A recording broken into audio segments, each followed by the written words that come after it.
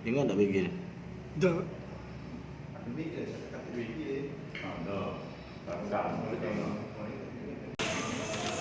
Malam Sabtu Minggu itu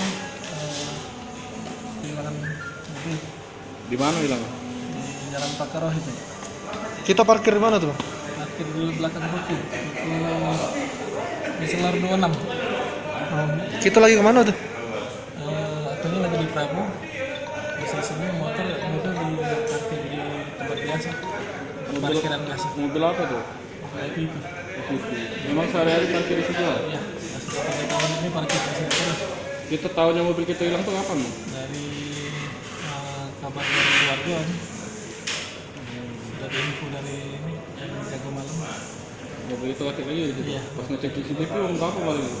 Kalau yang turun dong sih kok ya. Jadi di dalamnya enggak kejengan. Berapa jadi total kerugiannya?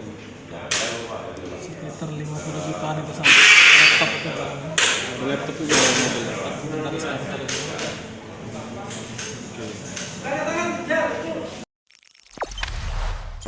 Jangan lupa subscribe, share, komen, dan like ya.